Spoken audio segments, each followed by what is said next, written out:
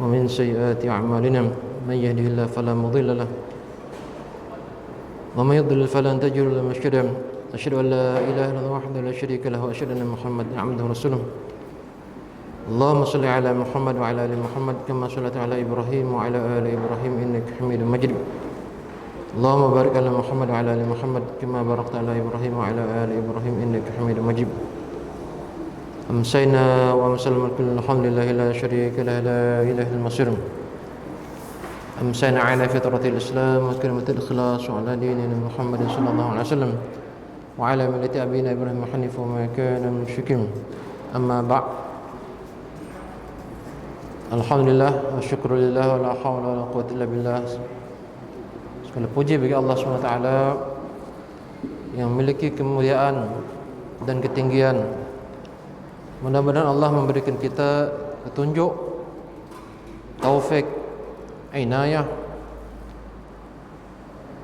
agar kita dapat kuat dan istiqamah dalam melakukan taatan kepadanya, berusaha untuk sentiasa memuhasabah diri, tingkatkan amal kebajikan, tingkatkan ketaatan kita kepada Allah SWT, muhasabah diri agar sentiasa mengkoreksi diri kita masa ke semasa dengan banyakkan istighfar kita kepada Allah SWT, banyakkan selawat kepada junjungan Nabi Muhammad sallallahu alaihi wasallam. Allahumma shalli ala sayyidina Muhammad wa ala ali sayyidina Muhammad. Mudah-mudahan kita menjadi hamba Allah yang tercatat sebagai hamba yang tinggi derajatnya dan kedudukannya di sisi Allah SWT dengan membanyakkan selawat kepada junjungan kita Nabi Muhammad sallallahu alaihi wasallam. Tuan-tuan dan puan yang dirahmati Allah SWT, insyaallah pada malam ini kita menyambung lagi tentang fadail ta'allum al-Quran, keutamaan ataupun fadilat belajar, menyimak, mentelaah Al-Quran, bahkan menghafal Al-Quran dan menyebarkan, mendakwah Al-Quran ini kepada masyarakat.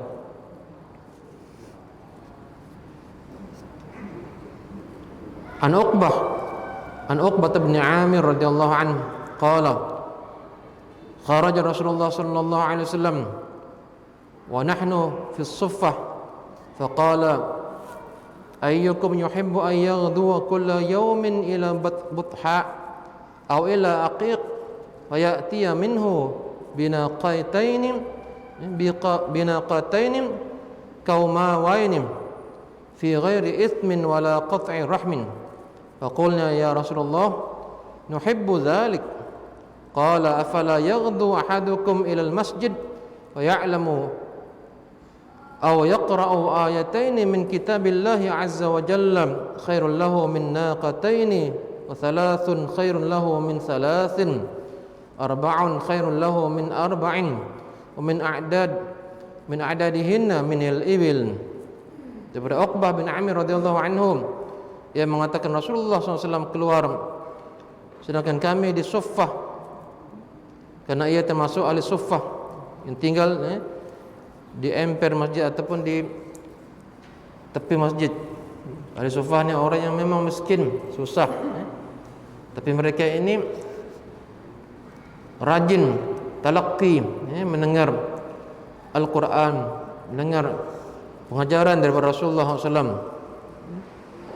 Seraya bersabda, siapakah di antara kamu yang suka jika ia pergi setiap hari ke Batha ataupun Butha atau ke Aqiq, satu tempatnya, lalu ia datang darinya dengan bawa 2 ekor unta yang besar dan gemuk, dengan tanpa dosa dan memutus silaturahim.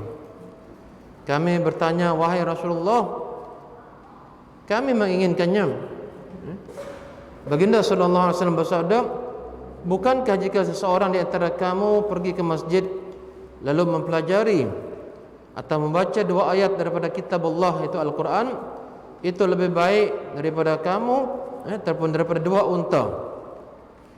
3 ayat itu lebih baik daripada 3 unta. 4 ayat itu lebih baik daripada 4 ekor unta, dan seterusnya.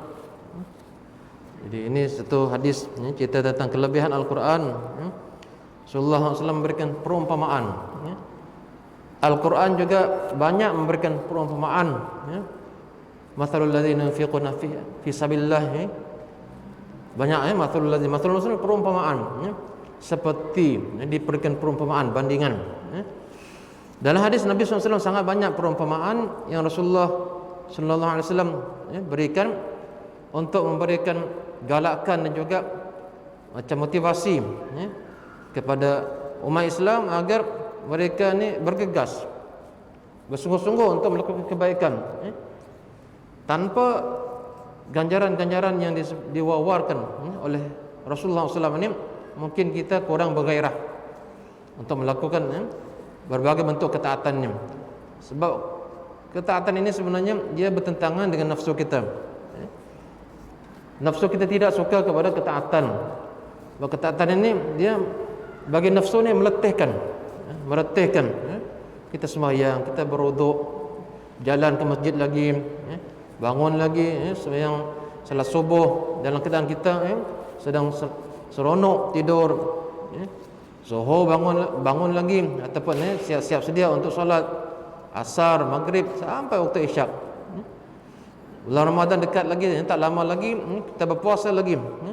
Nafsu kita memang tidak suka kepada perkara-perkara, ya, seperti ini. Tetapi Allah SWT dengan kebijaksanaan dan hikmahnya, ya, Allah tahu bahawa manusia ini lemah, ya, perlu kepada galakan-galakan, ya, motivasi-motivasi, ya. Maka Allah berikan, ya, berbagai bentuk, ya, motivasi untuk, ya, memberikan, ya, apa istilah kita, semangat agar orang ni, ya, walaupun nampak berat tetapi bila diberikan ganjaran ni orang sanggup, ya. Orang kata naik, kalau kita ada pertandingan kan, ya, memanjat tebing atau memanjat dinding sekarang ni, ya. Siapa dapat memanjat ni sampai ke atas, dia dapat basikal, ya. Siapa dapat memanjat lagi 2 tingkat ke atas, dapat motosikal, ya. Sanggup ni berlatih, ya, siang malam berlatih, panjat, ya, untuk mendapat, ya, nilainya basikal ataupun motosikal, ya. Tetapi yang Allah sediakan ini, yang Rasulullah SAW sebut dalam hadis ini, bukannya basikal motosikal, ya, bukan kereta, ya, bukan kapal terbang, ya, bukan dunia, tetapi lebih baik daripada dunia, ya. Khairun minad dunya wa ma fiha, lebih baik daripada dunia dan seisinya, ya. Rasulullah pernah sebut dalam satu hadis, rakaatil fajri khairun minad dunya wa ma fiha. Ada sebut sebelah ini, ya, 2 rakaat sunat sebelum subuh, ya.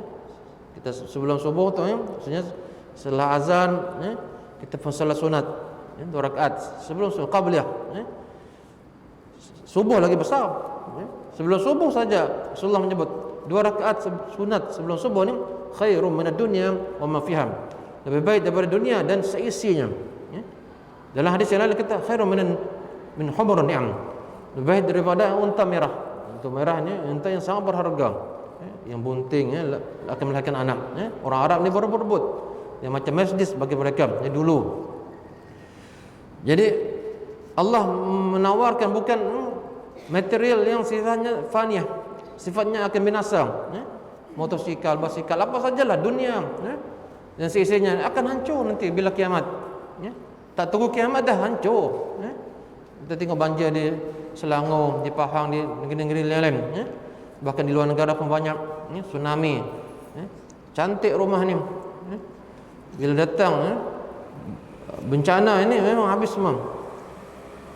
Alhamdulillah ada yang memang, ya, rumahnya memang hancur semua, betis, sejuk, apa lagi, memang tak ada yang tinggal, ya. Ada yang boleh tahu apa, rumah dah tak ada dah, cari-cari tak boleh nak buat apa dah, terus je. Ya Allah, mana rumah, ya. Memang rasa sedih, bercampur pilu, campur apa lagi, ya. Itulah dunia, sifat dunia ni faniyah, ya. Dia akan rosak, binasa, ya. Sama ada kita dulu yang binasa, ataupun rumah kita binasa, ataupun harta yang kita miliki akan binasa, ya. Itu sifat dunia, ya. Dan kalau belum binasa juga, ya, kiamat akan mempunah porandakan semua apa yang ada di dunia ini. Itu sifat dunianya. Tapi akhirat kekalnya, kekal selama-lamanya, khalidina fiha abada. Dalam Quran banyak kita baca, ya, khalidina fiha abada, dalam surah Al-Bainah, ya. Mereka kekal di dalamnya, dalam syurganya. Yang dalam neraka pun kekal juga, na'udzubillah min dzalik. Mereka kekal di dalamnya, na'udzubillah min dzalik. Aduh, ya. Fikirlah, ya. Sama-samalah kita fikir, ya. Jadi ini anjuran-anjuran ini adalah anjuran untuk kita ni bergegas ke akhirat, merebut pahala untuk kehidupan akhirat, untuk kehidupan yang kekal abadi. Yang bersikal, motosikal, hadiah-hadiah tadi, orang sanggup bersusah payah untuk memilikinya, sebab dia merasa nikmat yang instan, cepat. Naik basikal yang seronok, naik basikal yang seronok, dapat hadiah yang seronok. Itu memang fitrah manusia. Tetapi manusia tidak jauh cakrawala pemikirannya, menjangkau ufuk 7 petala langit, menjangkau maksudnya alam akhirat yang Allah sebut dalam Al-Quran. Rasulullah sebut tentang akhirat, wal akhiratu khairu minal ula, sebut ulang-ulang dalam Al-Quran ini. Dalam surah Ad-Duha contohnya, wal akhiratu khairu laka minal ula, akhirat itu lebih baik daripada al-ula, itu dunia. Jauh lebih baik, walaupun kata ini lebih baik daripada ini, kita susah nak buat bandingan kan. Ini lebih baik daripada ini, sekadar beberapa saja derajat yang perbandingannya. Tapi bersebab dunia dan akhirat lebih baik daripada dunia itu satu derajat saja. Kebaikan akhirat itu seperti langit dan bumi. Seperti langit dan bumi, tuan-tuan dan puan, kebaikan satu derajat. Bila orang diangkat oleh Allah SWT, ataupun hamba Allah diangkat dengan amal solehnya 1 derajat, 2 derajat, itu bandingannya seperti satu petala langit, jauhnya, jauh. Itu bandingan akhirat, tuan-tuan dan puan, sangat dahsyat. Jadi dalam hadis ini tadi, kita tengok lagi hadis ini, Rasulullah menyebutnya bagaimana orang yang membaca Al-Quran ini, maksudnya kita membaca Al-Quran, ketika kita pergi masjid, dia kata, nak tak kamu ni pahala demikian, seolah kamu mendapat apa, setiap kali kamu pergi ke Butha ni ataupun Aqiq ni, kamu mendapat seekor unta yang gemuk. Unta dulu memang sangat berharga, sekarang pun masih berharga, tanpa ada dosa, dan tidak ada dosa memutuskan silaturahim. Kenapa disebut dosa silaturahim ni? Sebab dosa silaturahim ini adalah dosa yang besar sebenarnya. La yadkhulul jannata qati'ur rahim. Tidak masuk syurga orang yang memutus silaturahim, hubungan kekerabatan, hubungan kekeluargaan, bukan saudara seiman macam ni. Hubungan kekerabatan maksudnya hubungan pertalian darah. Jangan putuskan sama sekali, walaupun kita tidak sealiran dengan dia ataupun tidak sepemikiran dengan dia, tetapi jangan pernah putus. Mungkin berbeza pandangan politik dan sebagainya, tapi saudara itu tetap saudara. Akidah, bukan hanya saudara seakidah, tetapi saudara satu rahim, sama lahir daripada rahim yang sama. Adik beradik, kakak, abang, saudara. Ini adalah kerabat. Jadi maksudnya orang yang mendapat unta ini, Rasulullah sebutnya unta yang besar, dia tidak berdosa apa-apa pun. Maksudnya dia bersih dari dosa. Kami bertanya, wahai Rasulullah, kami ingin yang macam ni ya Rasulullah, katanya, bukankah jika seseorang di antara kamu pergi ke masjid lalu belajar Al-Quran, ada orang belajar Quran, sama ada Iqra kah ataupun Quran kah, tadabbur Quran kah, tafsir Quran kah, pergi ke masjid lalu mempelajarinya, kita membaca 2 ayat daripada kitab Allah, paling sikit 2 ayat contohnya. Rasulullah bagi perumpamaan 2 ayat lah. Apa contohnya? Alif lam mim zalikal kitabu la raiba fihi hudal lil muttaqin. Contohnya 2 ayat, contohnya mudah. Itu lebih baik bagi kamu daripada 2 unta. 2 ayat Quran dibanding dengan 2 ekor unta ini, mana yang lebih mahal? 2 ayat ini lebih mahal. Dari segi material duniawi, unta ni nampaknya memang berharga, mungkin harganya 10,000 contohnya. 2 ayat ini di segi nilai tak ada. Kita beli Al-Quran berapa aja harga? Tak sampai RM50 satu mushaf Al-Quran. Tetapi dalamnya ada Al-Quran, ayat-ayat Allah, kalam Allah. Bila kita baca tu harganya bukan dunia lagi, tuan-tuan dan puan, tetapi lebih mahal daripada ini. Rasulullah beri perumpamaan yang kita boleh jangkau, pemikiran kita boleh jangkau. Jadi kalau kita baca 2 ayat, dia kata lebih baik daripada 2 ekor unta yang gemuk. 3 ayat itu lebih baik daripada 3 ekor unta lembu yang gemuk. 4 ayat yang lebih baik daripada 4 ekor unta yang gemuk. Masya Allah. Banyak kita nak bandingkan. Dan seterusnya. Berapa yang kita nak lagi? 1000 ekor unta? Lagi banyak. Kalau kita baca Quran, semakin banyaklah fadilat, kelebihan yang kita dapat.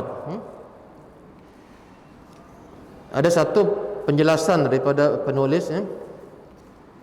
Hadis ini menjadi dalil tentang keutamaan membaca Al-Quran dalam solat dan selainnya. Dalam solat itu lebih utama. Kalau kita baca Al-Quran, salat sunatkah, salat fardukah, fadilat dia baca Al-Quran dalam solat ini lebih baik daripada baca di luar.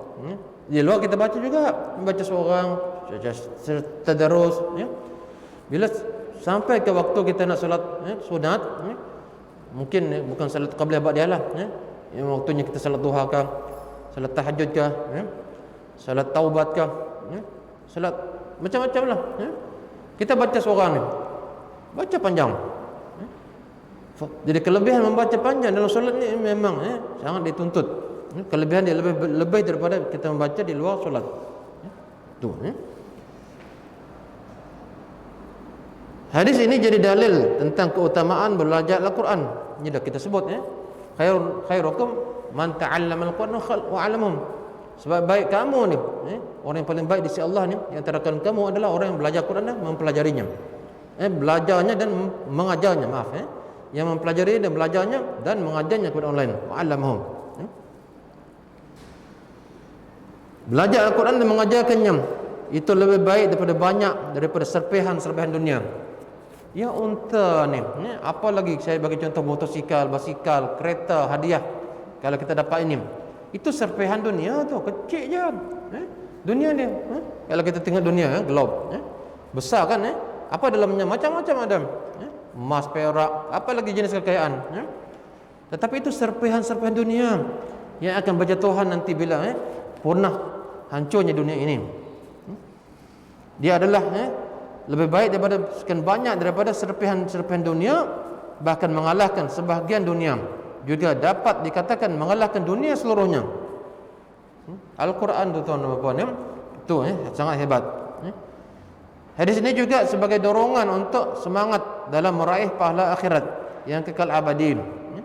Pahala yang kita buat ini dia kekal dalam simpanan Allah SWT, dalam sijillat. Setiap orang nanti di akhirat akan diberikan kitab. Apa-apa amalan yang kita buat ni, sama ada baik atau buruk, dicatat dalam sijillat, dalam kitab. Yang ditulis oleh Raqib dan Atid. Amal saleh yang kita buat, pahalanya sekian banyak, kekal, tidak akan rosak. Tidak akan rosak. Melainlah orang ni dia hasad dengki. Hasad dengki ni dia boleh merosakkan pahala. Sebab Rasulullah menyebut iyakumul hasad. Iyakumul hasad. Jauhilah oleh kamu al-hasad. Sesungguhnya hasad ini dia memakan amal kamu sebagaimana api memakan kayu api. Bila ada orang hasad dengki dalam hati, diam je, tapi dia dengki dengan orang tu, hasad dengki.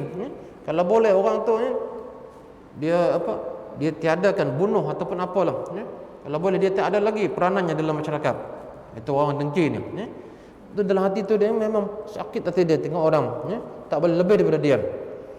Amalan dia walaupun dia sembahyang, walaupun dia puasa, dia jihad, dia sedekah, makanan dia punya pahala tu hancur, bocor macam apa, bali bocor ataupun macam guni bocor, isi tak ada, isi kosong. Itu yang hasad dengki ni sangat berbahaya. Jangan pernah dengki kepada orang. Orang yang dengki kepada seseorang ni seolah-olah dia tidak suka Allah bagi rezeki tersebut kepada orang ini. Jangan bagi kepada orang yang Allah, aku tak suka. Allah ni sangat pemurah, Allah Maha Adil. Kenapa orang tak dengki pun dengan kita? Allah bagi kepada kita ni sekian banyak. Jadi bila orang ni, maksudnya kita dengki kepada seseorang, seolah kita tak suka dia dapat nikmat tersebut.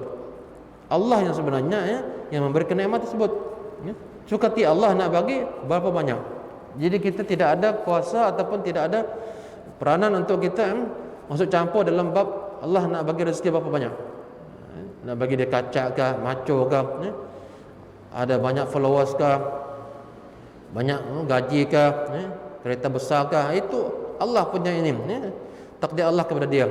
Kalau kita dengki itu maksudnya kita ni tak suka kepada Allah, tak suka kepada dia, Allah bagi sekian banyak. Nauzubillah, itu hasad dengki itu sangat berbahaya. Jadi itu saja yang maksudnya kalau dah buat dah banyak, tetapi dengan hasad dengki ini dia makan macam api memakan kayu api. Kalau kita bakar ni kayu api ni, kita tengok longgokkan kayu ni banyak. Tengok besok kita tak ada dah, tinggal abu je, tak ada lagi tinggal. Itu dahsyatnya api ni. Begitulah maksudnya hasad dengki ini memakan kebaikan-kebaikan, amal-amal soleh sehingga tak ada yang tinggal. Nak tak macam tu? Nauzubillah min dzalik. Di akhirat tu rasanya kita orang itu dah confident dapat masuk syurga.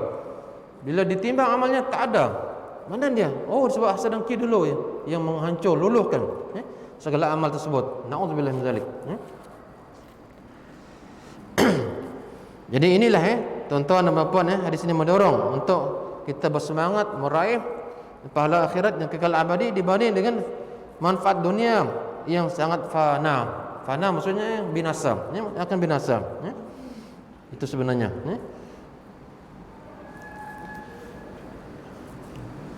Kemudian kita tengok lagi hadis yang lain.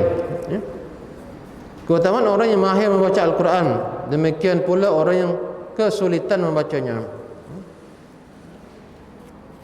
Kita tahu bahawa baca Quran ni berbagai-bagai kategori manusia ni. Ada yang mahir membaca Quran, ada yang tidak mahir, ada yang baru nak belajar Quran. Alhamdulillah, semuanya ingin takarrub kepada Allah, mendekatkan diri kepada Allah dengan mempelajari Al-Quran.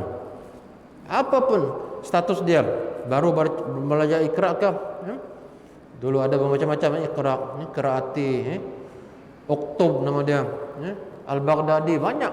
Semuanya adalah apa istilah kita medium ataupun cara untuk kita belajar memahami Al-Quran, belajar pandai baca Quran. Itu jadi bermacam-macam status manusia yang dia nak baca Quran ni, tetapi yalah memang halangannya sangat banyak. Ada juga orang yang sudah pandai baca Quran tetapi dia tak selalu baca Quran. Ini sayang. Sayang orang macam ni. Baca Quran fasih, lancar, setiap hari tak baca, yalah kadang-kadang baca, kadang tidak, rugi sangat. Padahal nak dapat pahala tu sangat mudah. Mujahadah sikit je, mudahnya sikit. Mula-mula tu memang rasa berat, tapi dah lama-kelamaan selalu baca, memang dia akan rasa ringan. Bila tak baca tu kata, apa yang aku tak buat hari ni? Oh, Quran belum baca. Sebab pagi tadi ada kawan ajak daripada surau selepas kelas subuh, terus pergi ke apa nama kedai? Restoran lah, Mama Sayang apa nama dia, Terus ke situ, terus bersembang. Mana baca Quran? Lupa dah. Nak kejarlah pula dia kata.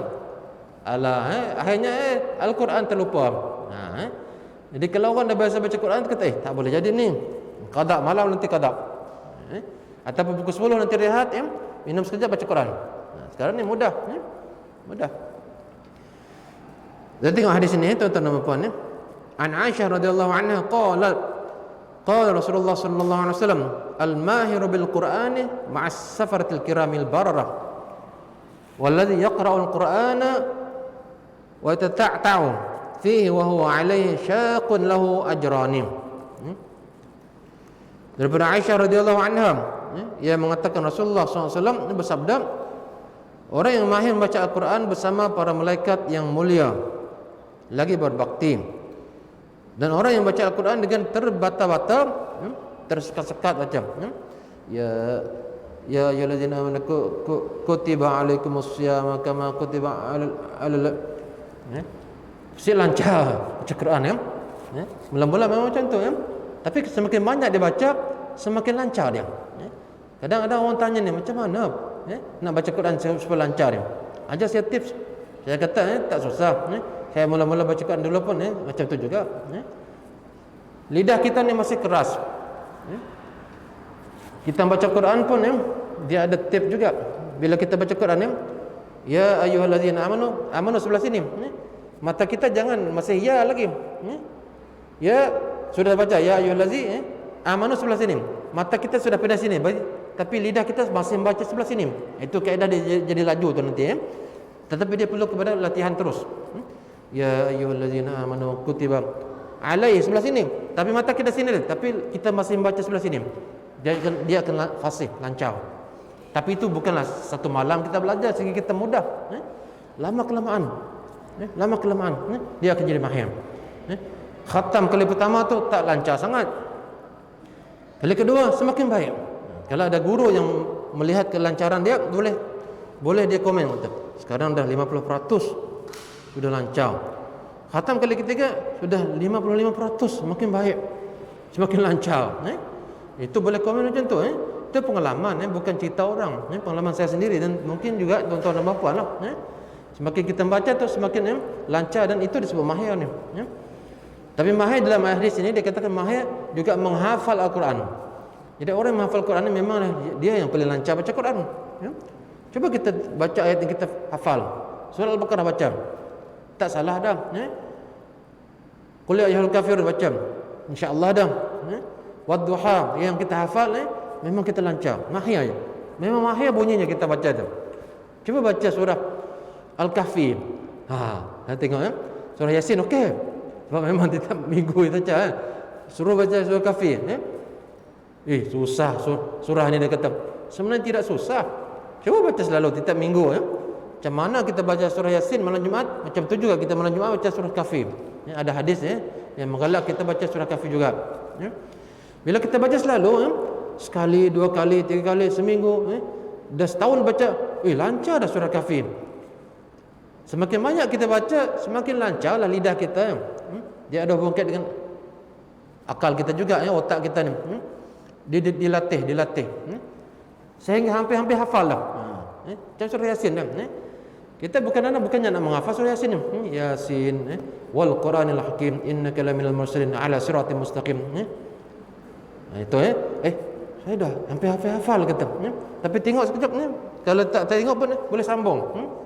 Wadrib lahum mathal ashabil qaryati ja'ahum mursalun id arsalna ilaihim ithnain fakadzabuhuma fa'azzazna bi thalithin faqalu inna ilaikum mursal. Jadi kita bila selalu baca dia hampir hafal. Kalau ditekan lagi, push lagi, dia boleh hafal tu. Jadi alangkah baiknya yang sudah kita selalu baca ni surah hafal. Cuba baca, cuba hafal, boleh. Surah yang selalu kita baca tak apa. Surah Yasin cuba hafal. Boleh, insya-Allah. Saya dulu mula-mula ialah dah pandai baca Quran. Lepas tu nak inilah nak belajarlah, belajar dia berasalah. Saya siap-siap dah. Saya biasa dengar imam baca wadduha. Lalu wadduha. Jadi bila hafal tu sekejap saya dapat hafal. Dia kata itu juga nak sabihis. Imam ni di surah tu memang sabbihis rabbikal a'la allazi khalaqa fasawwa wallazi qaddara fahadar. Selalu je dengar, bukan kita nak menghafal di belakang tu. Kita dengar selalu je dengar. Bila kita tiba masa nak menghafal tu sekejap pula menghafal. Jadi kaedah menghafal di antaranya adalah di samping kita baca berulang-ulang sampai berbelas puluh kali ayat yang sama, baca ulang-ulang, dengarkan. Sekarang ni kan banyak kaedah mudah Kita buka Al-Quran yang dalam ini kan kita tengok. Ada Quran di sini. Kita tengok di sini. Kita buka lah surah apa? Tur contohnya. Kita tengok di sini. Banyak masyari pun ada. Macam-macam rupanya bahasa ni. Sudes pun ada. Kita boleh download untuk surah Baqarah, surah Tur kan. Nanti kita dengar saja. Tak payah kita beli di kedai. Kita download saja. Lepas tu kita dengar dia. Selalu dengar. Kita dalam kereta pun dengar juga. Masa di rumah kita dengar. Bila tiba kita nak menghafal mungkin dah banyak kali dengar dah. 10 kali, 12 kali dengar. Tiba masa kita nak menghafal tu jadi mudah menghafal. Itu galakan kadang-kadang orang menghafal ni salah cara dia sehingga dia kata susah nak menghafal tu. Baru baca 3 kali dah nak menghafal. Bukan begitu caranya menghafal. Bukan begitu cara menghafal. Ya ayyuhal muzammil. Ya ayyuhal muzammil. Ya ayyuhal muzammil. Ya ayyuhal muzammil. Ya ayyuhal muzammil. Yalah, tu ulang ya. Betul, tutup Quran. Ya ayyuhal muzammil, ya ayyuhal muzammil, ya ayyuhal muzammil, ya ayyuhal muzammil. Ni buka lagi ni. Ya ayyuhal muzammil, ya ayyuhal muzammil, ya ayyuhal muzammil. Dah boleh dah. Qumil laila illa qalila, qumil laila illa qalila. Tengok, qumil laila illa qalila, qumil laila illa qalila. Itu sikit tu, saya kata 5 kali tu. Ya. Kadah kufat tu lebih banyak lagi, sampai 15 kali. 5 kali buka, 15 tutup. 5 kali buka, 5 tutup. Itu baca. Jadi begitulah caranya. Bila dah sampai tu habis, ya ayyuhal muzammil qumil laila illa qalila. Bocang lagi awal lagi. Bila dah qumil laila illa qalila, ulang daripada awal lagi. Ya ayyuhal muzammil qumil laila illa qalila. Nisfahu aw inqus minhu qalilan. Nisfahu aw inqus minhu qalilan. Dah habis ni, ulang daripada awal lagi. Ya ayyuhal muzammil. Itu kaedah dia macam tu. Tapi kadang-kadang orang ni cepat hafal, cepat lupa. Yang lama masa kita nak hafal tu, itulah tahan tu, bertahan. Bertahan sebenarnya. Ini kaedah dia. Bila kita salat sunat, bacalah dalam salat sunat. Dah hafal tadi 5 ayat. Okey, kita baca. Wallahualam, amin. Ya bismillahirrahmanirrahim. Ya ayyuhal muzammil qum al-laila illa qalilan nisfahu aw inqus minhu qalilan aw zid 'alaihi wa la tarqul tartila. Jadi insya-Allah Al-Quran ni berkah, sangat berkat. Jadi kita menghafal Quran ni berulang-ulang, banyak sangatlah kita baca tu. Orang yang menghafal Quran ni orang yang paling banyak baca Quran. Paling banyak baca Quran dibanding dia tilawah biasa. Orang yang baca Quran menghafal ulang berpuluh ratus kali. Ini masya-Allah. Jadi orang yang mahir baca Quran bersama para malaikat yang mulia lagi berbakti. Ini perumpamaan tuan-tuan dan puan-puan. Malaikat ni adalah orang yang tidak ada dosa. La ya'sunallaha ma amarahum wa yaf'aluna ma yu'marun. Malaikat ini kata Allah SWT dalam Quran, dia kata apa? Mereka adalah malaikat yang Allah, maksudnya la ya'sunallah, tidak bermaksiat kepada Allah, tidak buat dosa langsung. Ma amarahum, apa yang diperintah kepada mereka. Wa yaf'aluna ma tu'marun. Mereka berbuat apa saja yang Allah suruh ni. Allah suruh dia buat ini, buat ini. Allah suruh dia seksa orang jahat, Allah seksa. Macam tu sekali malaikatnya.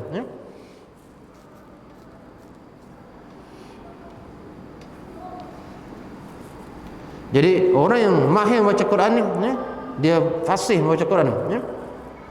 Tajwidnya bagus, panjang pendeknya, sebutan makhrajnya, qalqalahnya, ikhfa'nya, idghamnya, iqlabnya, izharnya. Itu maksudnya mahir tu, bukan hanya mahir ya ayyuhallazina amanu kutiba alaikum as-siyam. Itu banyak macam fasih, mahir, tetapi bila tengok tajwid dia tak ada rakyat, tak meraih langsung tajwid dia. Itu bukan fasih tu, Itu bukan fasih. Dia ya ayyuhallazina amanu kutiba alaikumus syiyam kama kutiba alal ladzina min qablikum la'allakum tattaqun. Bila ada ikhfa. Kalau ada panjang, kalau pendek. Untuk itu biasanya orang yang mahir baca Al-Quran bersama para malaikat yang mulia dan lagi berbakti. Dan orang yang baca Al-Quran dengan terbata-bata dan kesulitan, menghadapi kesulitan, yang mendapat 2 pahala. 2 pahala. Sikit ke 2 pahala tu? Banyak. Susahnya dia baca Quran. Dan orang ni sudah meningkat umur, dia belajar Quran. Salah lagi. Yalah, kita pernah mengajar orang baca Quran. 1 ayat, 2 ayat ini, minggu lepas 2 ayat ini. Jumpa lagi kalian ni, ayatnya juga. Ini yalah, orang dah meningkat umur dia perlahan sikit, IQ dia perlahan sikit. Tapi kalau orang muda-muda, remaja ataupun kanak-kanak ni baca laju. Yang jenis laju tu memang laju. Itu masya-Allah. Tetapi yang laju ini kena diajar dengan betul. Jangan salah. Salah daripada awal tu salah lah. Saya pernah jumpa, saya mengajar budak ni Al-Quran di sekolah lah. Baca-baca ni, budak ni tak dapat nak membezakan antara mat-mat yang ada. Yang panjang sepatutnya panjang, tapi yang panjang itu dipendekkan. Yang pendek itu jadi panjang. Itu bila nak atur tu sangat susah. Nak ajar dia balik sangat susah. Saya kata, kamu belajar dekat mana dulu? Oh, saya belajar dengan cikgu fulan, ustaz fulan, dia kata. Oh, saya kata jadi nak atur tu orang yang sudah melekat, gaya bahasa bacaan dia tu memang agak susah. Di mana kita baru nak ajar orang yang baru belajar daripada A, B, C tu lebih mudah. Sebab itulah jangan salah, mengajar dia dengan kaedah yang betul. Iqra tu walaupun nampak mudah, jalasa, yajlisu, qa'ada, yaqudu, itu nama yanamu. Tapi ada yang pendeknya panjang, nama yanamu. Jalasa cepat dah, jalasa. Yajlisu, julusan, julusan ada waw, mat tabiin, aslim. Jadi begitu, bila dia dah jilid pertama ni baik, jilid kedua pun akan terpengaruh baik, dipengaruh oleh jilid pertama ni. Jadi orang mengajar macam tu, jangan anggap mudah. Baik itu dah ada, kita tengok buku Iqra ni, di bawah sekali ada catatan dia. Jangan pindahkan murid ini kecuali dia sudah lancar. Kadang-kadang ada guru dia suka nak alih pindahkan. Okeylah. Okeylah. Okeylah. Habislah, cepat kau habis. Dah jilid 4 dah Iqra kau. Bila kita dengar bacaan dia, bagus kau ulang lagi daripada Iqra 1 boleh? Mau Ustaz? Bolehlah. Bila kita ajar daripada awal tu, baru dia okey. Jadi jangan kita, itulah dulu orang yang mengajar Iqra ni ada penataran, maksudnya macam kursus di Indonesia aja. Kita pernah ikut saya belajar di sana lah. Khusus penataran Iqra ni 2 hari. Mengajar bagaimana mengajar Iqra. Belajar kursus bukan. Tapi nampak mudah tapi taklah susah. Dia ada tip-tip dia yang perlu kita raikan. Kita ajar dia, okey, macam mana dia? Kita dengar dia baca. Kataba, jalasa, qa'ada, jalasa. Okey, yang panjang pendeknya okey semua. Kalau yang dia tak lancar tu ulang lagi. Okey, baru pindah. Kita kena strict. Guru mesti strict mengajar dia. Kalau tidak, nanti Al-Quran tu memang dia akan terpengaruh panjang pendeknya. Al-Quran ni bukan bahasa kita, itu pelik. Kalau bahasa kita, kita cakaplah mana ada mad tak kita? Aku mau makan. Ada, aku makan. Ada. Aku memang tak ada mad pun bahasa Melayu, bahasa ini. Bahasa Inggeris ni mana ada? Bahasa Inggeris lagi lah munafik orang kata. Apa munafik kata? Tulis macam ni tetapi ucapan macam ni kata bahasa Inggeris. Kita tengok kan the THEA the kata. Macam mana kita tengok. Jadi bahasa Arab ni dia memang tepat sesuai dengan lafaz kita, sesuai dengan ucapan kita. Bahasa Arab ni. Jadi guru-guru yang mengajar Al-Quran ni, itu sebagai nasihatlah kepada diri saya sendiri dan juga guru-guru saya rasa insya-Allah di Masjid Darussalam ni okey, alhamdulillah. Jadi itu semua perhati, jangan berebut untuk menaikkan, memindahkan bacaan murid ni. Kadang-kadang tengok boring, kita tengok muka dia, tak kisah, jangan. Tak siapa, kalau kau dapat kelak memang kau dapat lancar cepat. Jangan kita terpengaruh dengan emosi dia. Kadang-kadang kita aduh lama gila dah aku sitok. Ya, bacaan belum betul. Apa nak pindah? Itu sebenarnya. Jadi Rasulullah menyebutnya orang yang terbata-bata atau orangnya tak. Maksudnya dia macam apa? Terbata-bata, maksudnya tidak lancar. Itu dapat 2 pahala. Ya tentulah orang yang baca mahir itu lagi banyak. Juga Rasulullah ulama menyebutnya bahawa orang yang baca Quran ni dengan susah payah ni tergantung kepada susah payahnya akan diberi ganjaran. Susahnya baca Quran ni, baca dapat pahala, nak cepat rahmat Allah SWT, baca. Memang Allah akan memberikan rahmatnya. Allah akan bagi ganjaran. Ke berapa isyak ni? Dah masuk kan? Belum 50 berapa minit lagi Jadi tuan-tuan dan puan ni, itu sebagai untuk penjelasan tentang kelebihan baca Quran ni. Jadi Imam Bukhari dalam riwayat Imam Bukhari menafsirkan orang yang mahir membaca Quran adalah orang yang menghafalnya dengan hafalan yang kuat. Memang betul. Tetapi kita dalam proses menuju ke arah menghafal. Jadi itulah saya katakan maksudnya mengajak tuan-tuan dan puan sampai kita belajar membaca Quran, belajar juga berusaha untuk menghafal juga. Sebab hafalan Quran kita ini dia tidak terhenti di dunia ini, sampai dalam kubur kita, sampai ke akhirat sana aja. Iqra'ul Quran wa rattilhum kama rattalta fid dunya. Bacalah Quran dan bacalah sebagaimana kamu baca di dunia dulu. Itu ketika orang nak masuk syurga. Orang masuk syurga ni akan dipengaruhi tentang bacaan Qurannya untuk meningkat darjatnya dalam syurga. Tengok amalan tidak Al-Quran ni kelebihan dia. Baca Quran. Apa yang kita baca yang kita tak hafal, taklah yang kita hafal. Jadi ini maksudnya tambahkanlah. Marilah sama-sama kita menambah hafalan Quran kita. Bagi anak-anak kita yang masih muda, galakkan mereka menghafal Quran, membaca Quran. Sebelum mereka masuk sekolah menengah, sekolah rendah tu sudah mereka sudah menguasai Quran, sudah lancar. Sudah lancar tu galakkan mereka menghafal Quran. Untungnya ibu bapa tu masya-Allah, mendapat ganjaran pahala menggalakkan anaknya menghafal Quran. Jadi mudah-mudahan Allah memberkati kita dengan Al-Quran. Allah murhamna bil Quran, Allah murhamna bil Quran. Waj'alhu lana imama wa nawwara huda wa rahmah. Allahumma zakkirna ma nusina wa 'allimna minhu ma jahilna. Warzuqna tilawatahu ana al-laili wa atrafan nahar. Waj'alhu lana hujjatan ya rabbal alamin. Jadi itu saja. Terima kasih atas perhatian. Mohon maaf atas kelemahan dan kekurangan. Subhanakallahumma bihamdika asyhadu an la ilaha illa anta astaghfiruka wa atubu ilaik. Bismillahirrahmanirrahim. Wal 'asri innal insana lafi khusr illa allazina amanu wa 'amilus solihati wa tawassaw bil haqqi wa tawassaw bis sabr. Assalamualaikum warahmatullahi wabarakatuh.